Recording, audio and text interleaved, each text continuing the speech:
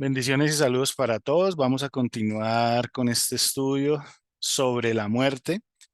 El- en la sesión pasada habíamos dado una noción básica y pues obviamente a la luz de la palabra de lo que significa la muerte, de por qué es importante tenerla presente, de por qué es importante reflexionar en ella, de por qué para el Señor es una condición que estaba ya implícita en el ser humano y que si bien tenía el Señor un propósito inicial, ese propósito fue cambiado por la desobediencia del hombre y porque fue necesaria no solamente esa muerte física, sino la muerte espiritual, no solamente como consecuencia del pecado, sino como una obra de misericordia del Señor para que no fuésemos una raza condenada eternamente.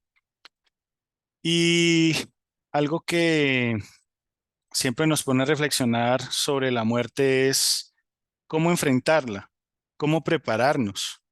¿Realmente hay preparación en la muerte? En la luz, la palabra nos da luz sobre este acontecimiento. La respuesta es clara y contundente. Evidentemente sí. El Señor quiere que nos preparemos para este evento, para esta condición que es inevitable en el hombre.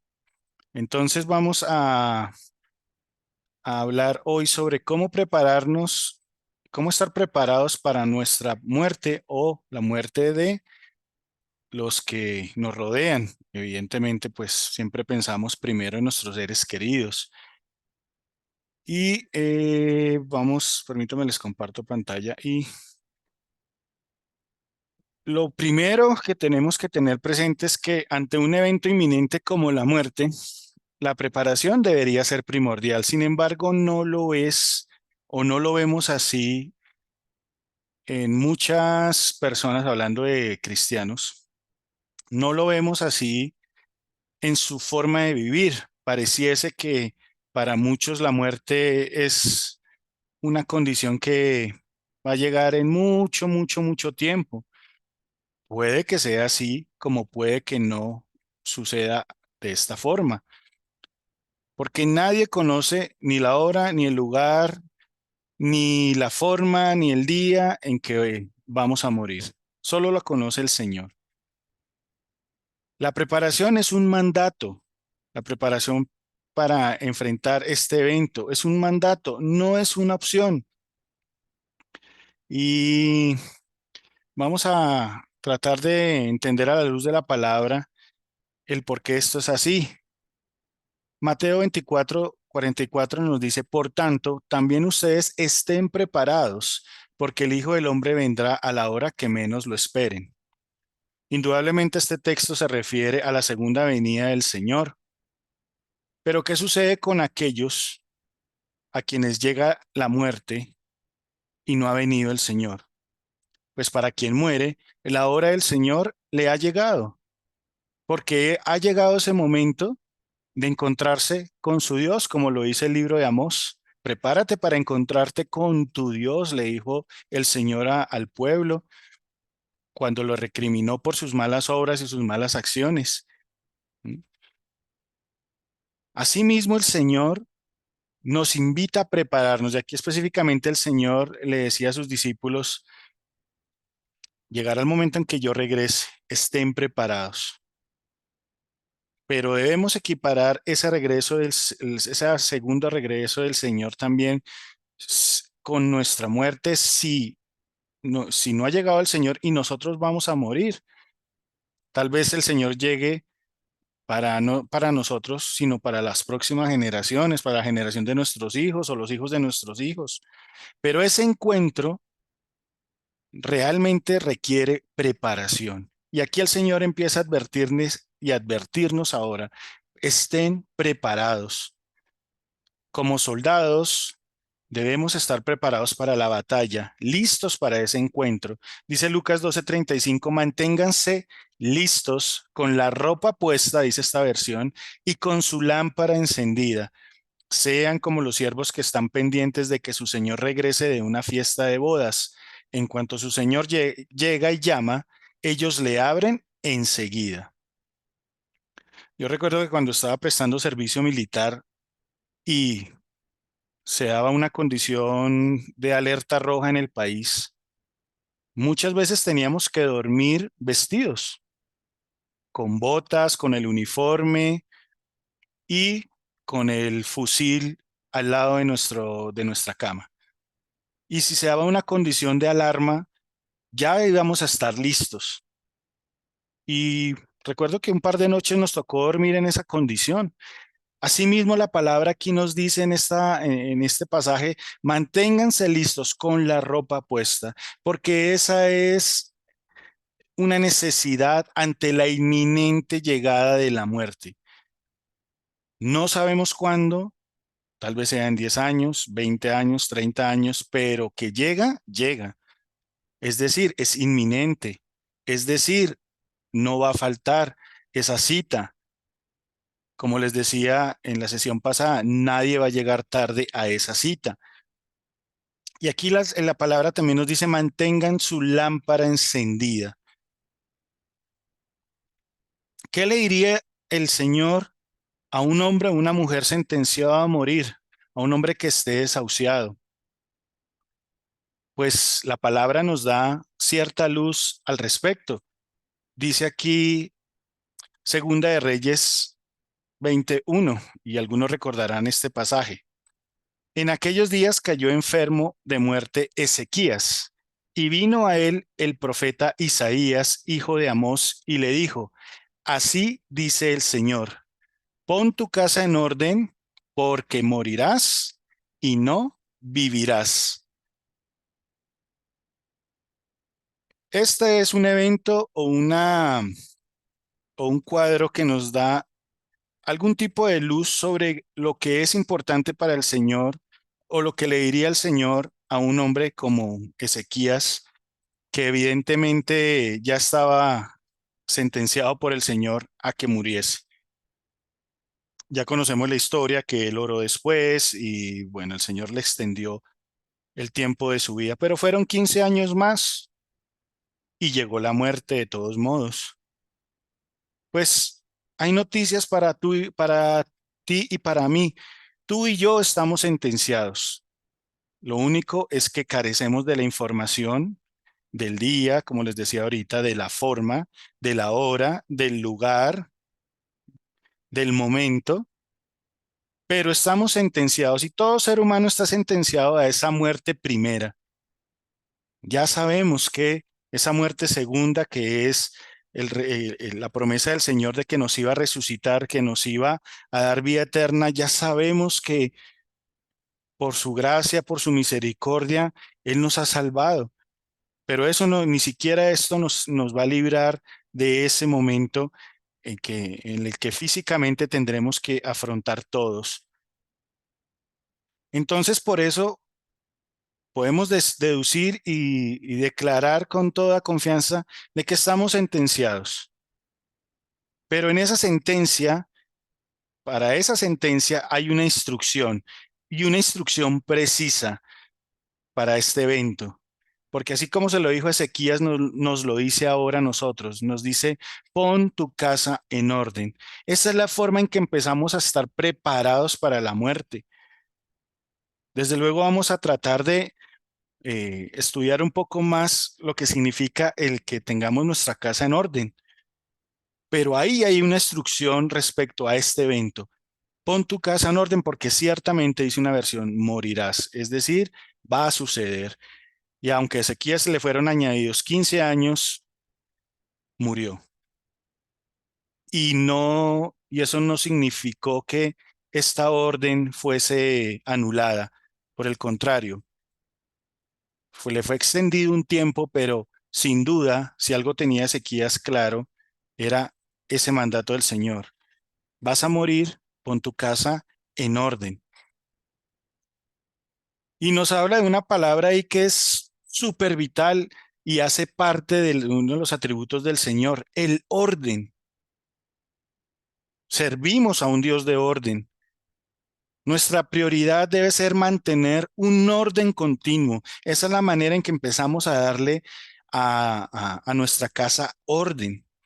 Aquí la casa se refiere en este pasaje a la familia. La palabra original en el texto se refiere a familia, a esos seres que están más cercanos, más próximos, es decir, a nuestro prójimo, que nos rodean. Y es vital que le demos orden a ese lugar.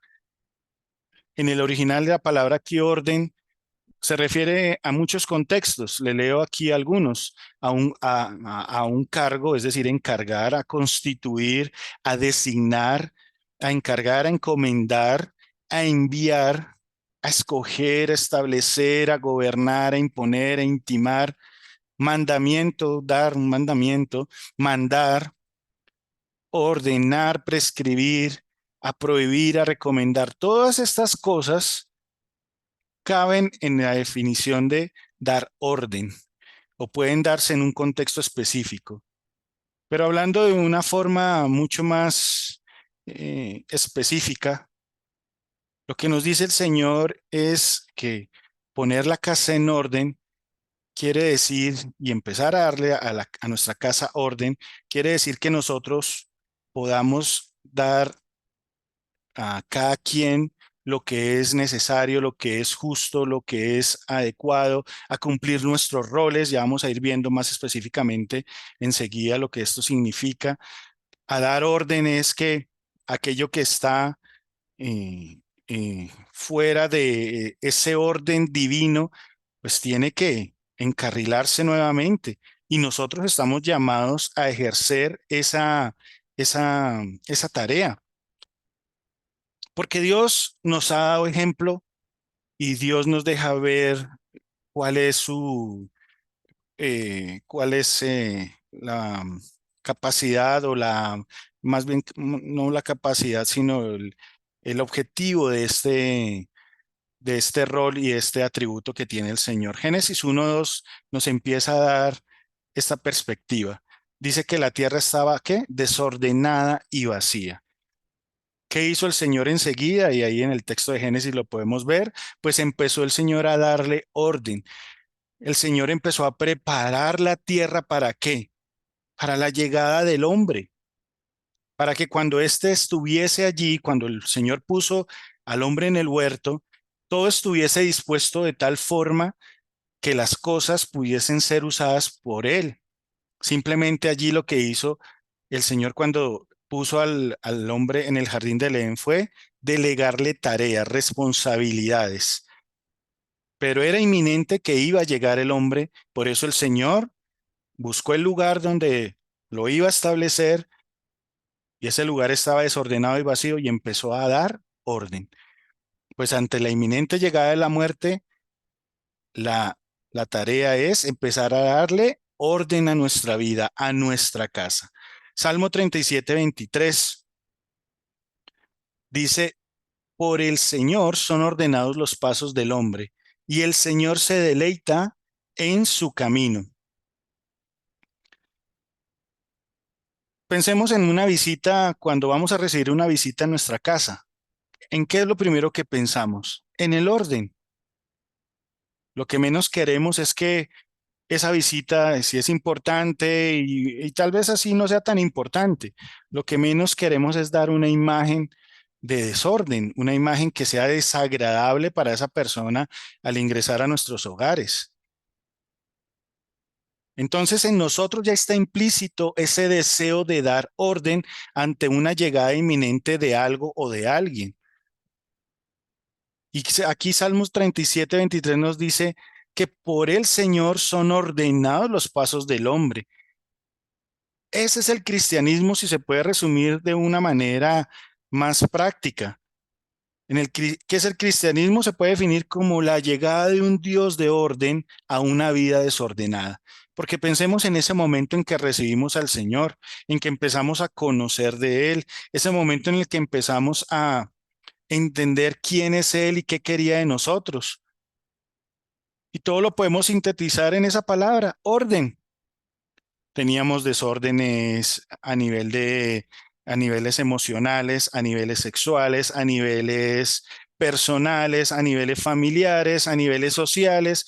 Todo era un caos, desorden, desorden, desorden. ¿Qué hace el Señor? Llega y empieza a darnos instrucción.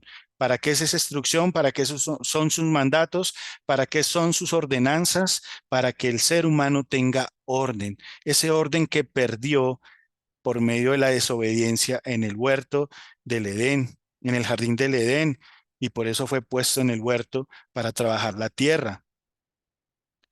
Esa es la condición, ese es el objetivo del Señor, que siempre vivamos en orden.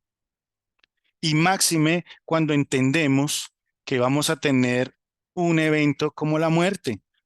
El Señor quiere que lleguemos a ese evento con orden y ahí es donde empezamos a dar una concepción mucho más clara de lo que significa pon tu casa en orden. Porque hay muchos que a pesar de que llevan muchos años caminando con el Señor, no han permitido que el orden llegue a su vida.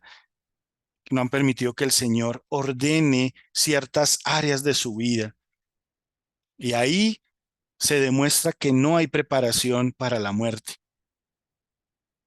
Dice Primera de Corintios 14, porque a Dios, vea cómo lo dice esta versión, a Dios no le gusta el desorden y el alboroto, sino la paz y el orden. Y dice más adelante en el 40, pero que cuando diciéndole Pablo, recriminando a la iglesia para que le diera precisamente el orden a, a, a le- a la liturgia. Dice, pero que todo se haga decentemente y con orden.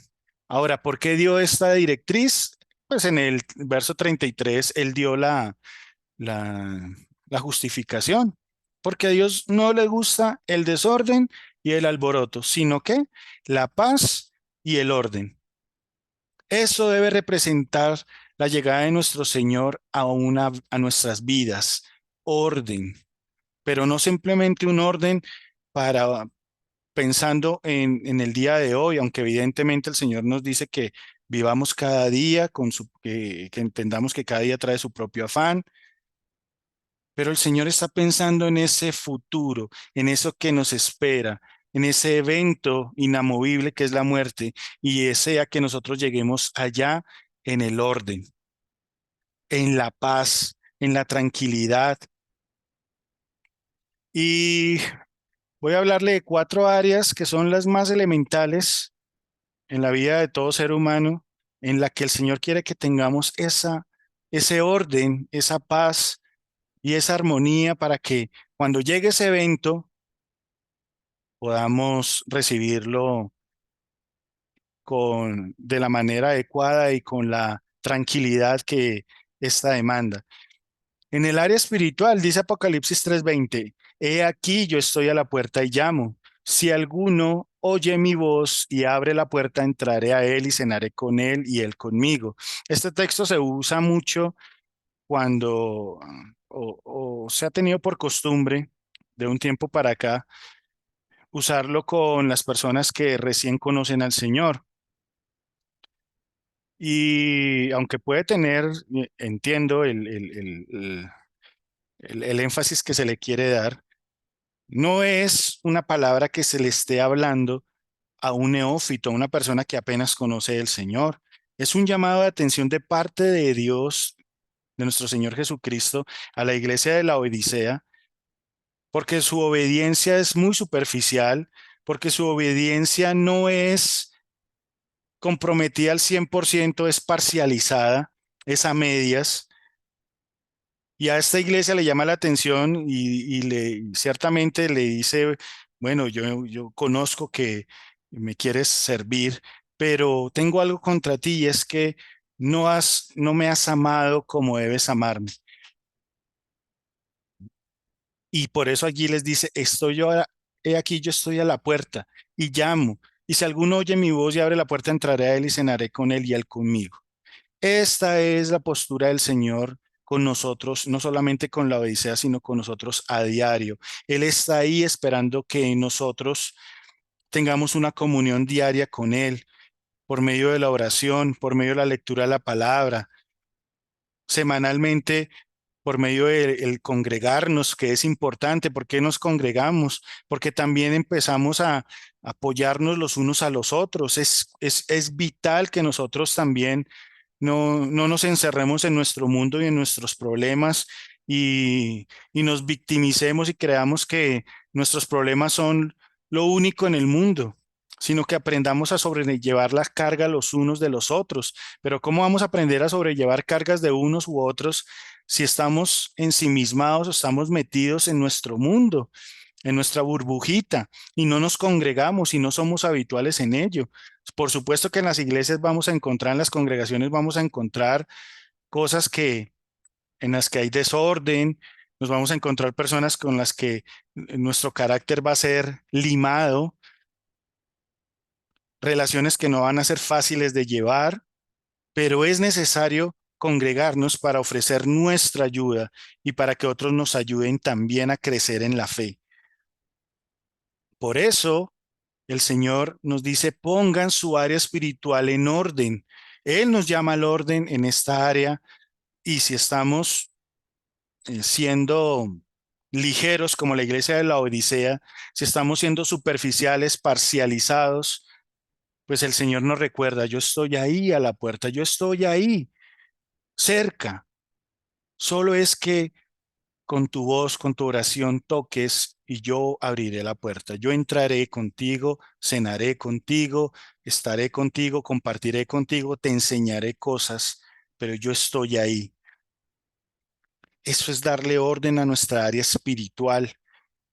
Eso es buscar que ese llamado que tenemos del Señor para que nosotros estemos, y busquemos siempre depender de Él, pues implica que tengamos comunión con Él, pero no vamos a tener esa comunión que queremos si no hay orden en nuestra vida, si no lo tenemos a Él en primer lugar, si no es lo primero que buscamos al levantarnos cada mañana, si no nos preocupamos por atender su llamado, por aprender de su palabra, por comer de lo que nos está queriendo dar de comer.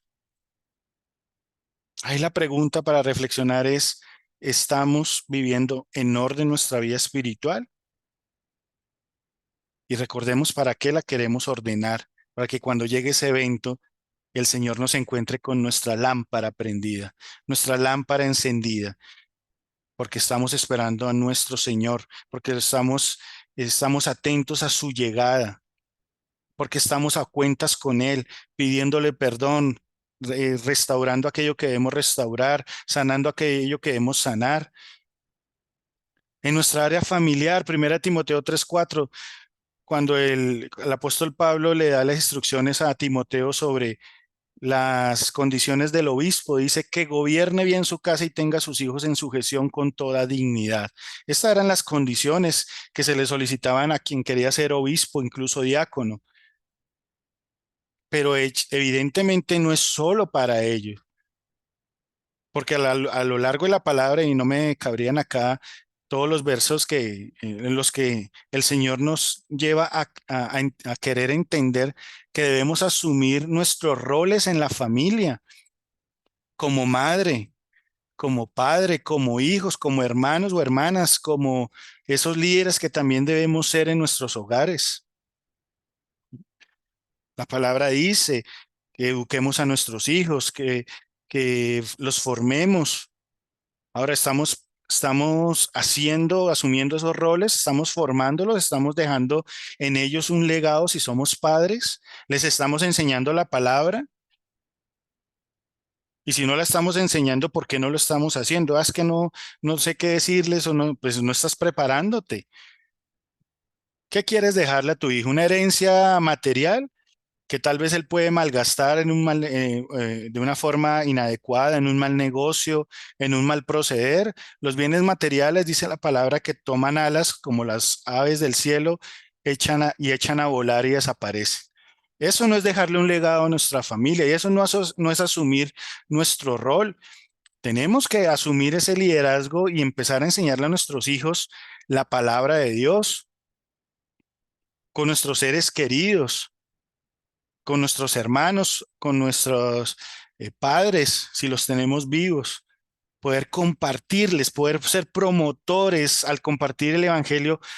Somos promotores de qué, de paz, de justicia, de bondad, de respeto. Y eso también nos genera el compromiso moral de sabernos comportar, porque estamos llevando las buenas nuevas de salvación, porque la gente va a decir, uy, ese dice que es cristiano, venga a ver si con sus palabras, con sus acciones, con sus reacciones, realmente demuestra que es un cristiano o simplemente es un religioso que va a una congregación, que está más pendiente de cómo habla la gente para o cómo se comporta para criticar, pero que en sí mismo no es un ejemplo de vida. A esto nos está llamando el Señor. Seamos unos dignos representantes, como lo dice aquí en Primera Timoteo, con toda dignidad del nombre de nuestro Señor. Con toda dignidad, que seamos los que siempre buscan o promueven arreglar los problemas, las rencillas, las divisiones, los odios, entendiendo que estamos preparándonos para un viaje, en que cualquier momento vamos a viajar, vamos a volar, vamos a irnos al otro barrio, como dicen por ahí coloquialmente, porque somos peregrinos en esta tierra y allí también vamos a empezar a prepararnos para la partida de nuestros seres queridos. Cuando asumimos nuestros roles, cuando solucionamos problemas, cuando advertimos que hay cosas que solucionar y lo hacemos prontamente, porque no sabemos si habrá un mañana con esa persona. Tal vez no es nuestra partida, pero sí la partida de esa persona a la que se aproxima, la de nuestros padres, la de algún hermano. ¿M? Hay que considerar que todos los que nos rodean también tienen una cita con la muerte y que no sabemos cuándo va a ser, que no nos sorprenda esa situación de una forma inesperada, porque si nosotros nos preparamos para la muerte, es decir, la contemplamos todos los días de la vida, y esto no es fatalismo, sino entender cuál es nuestra naturaleza finita.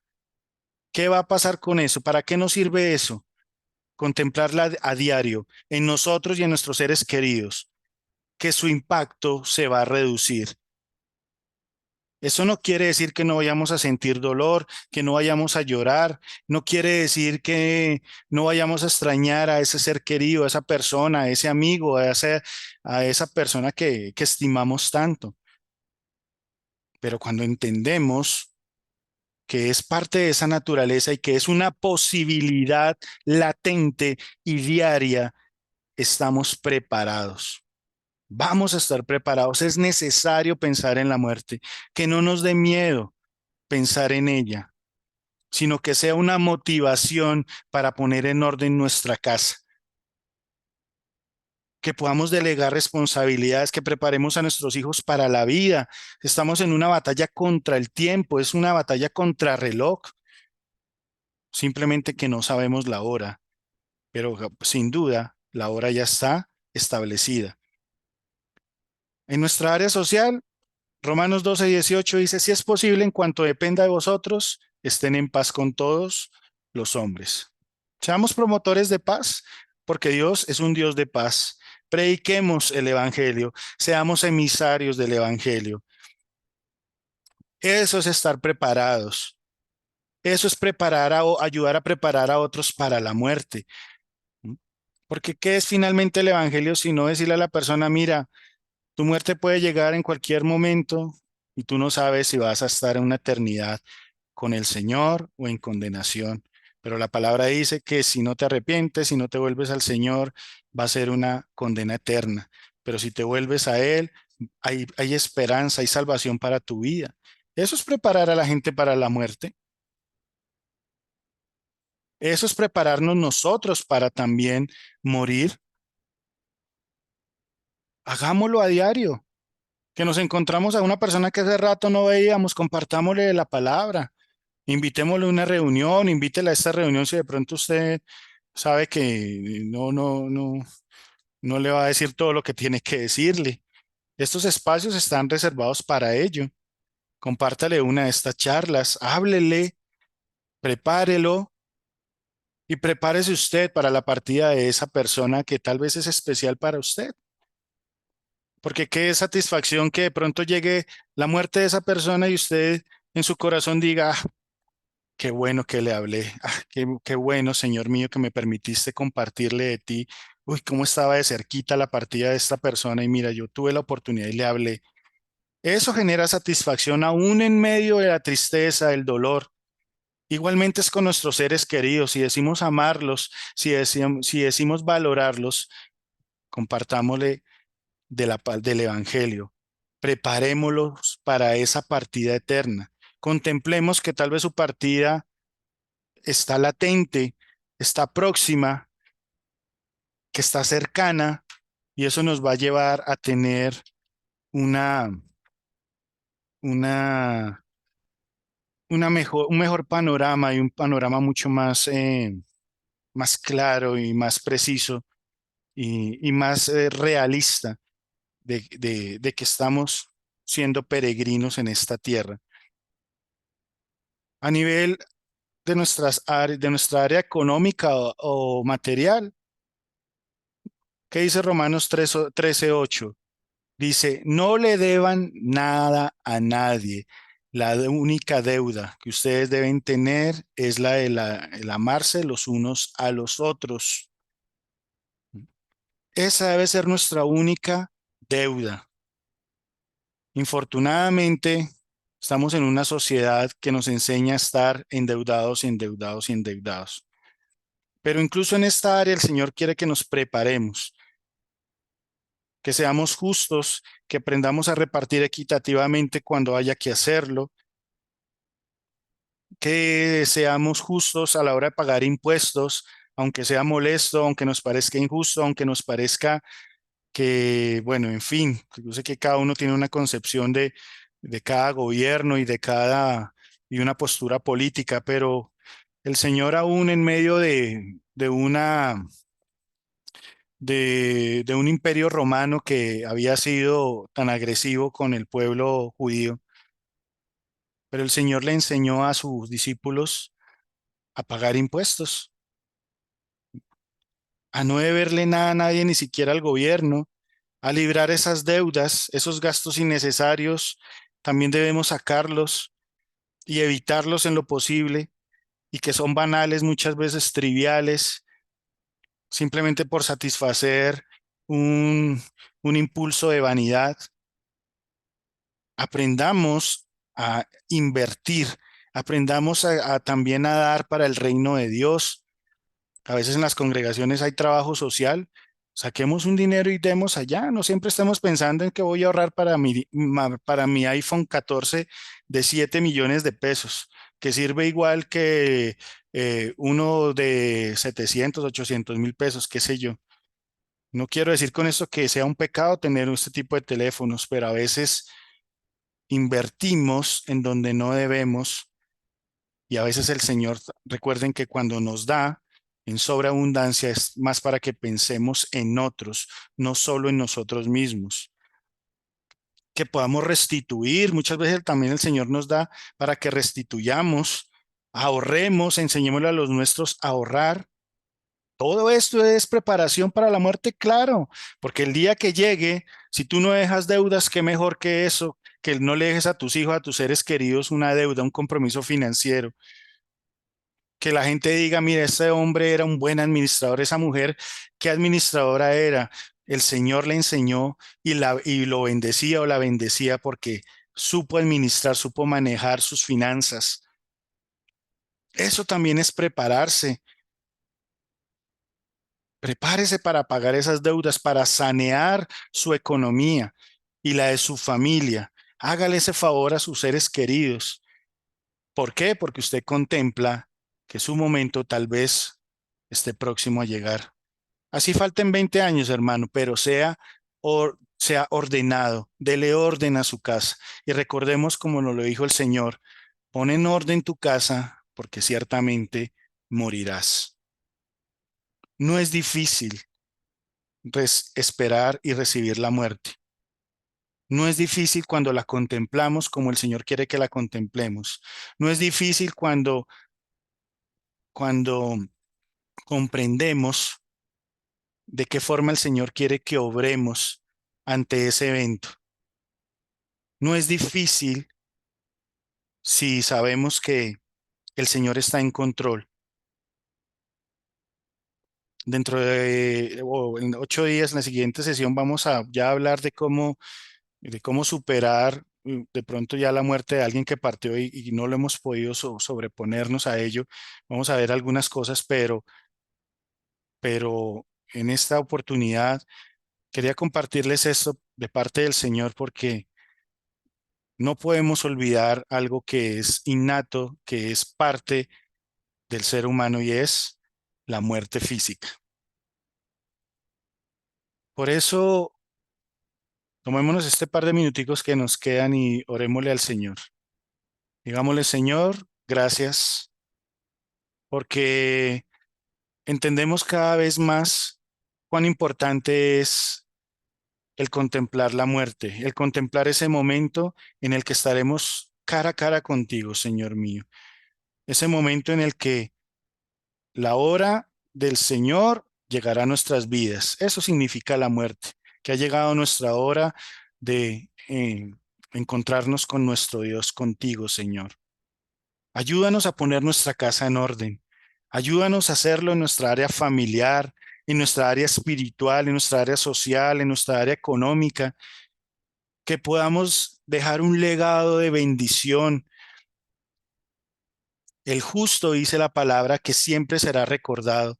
Ayúdanos a actuar en justicia para que podamos ser recordados, Señor mío y Dios mío, como aquellos que llevaron tu nombre dignamente, Señor.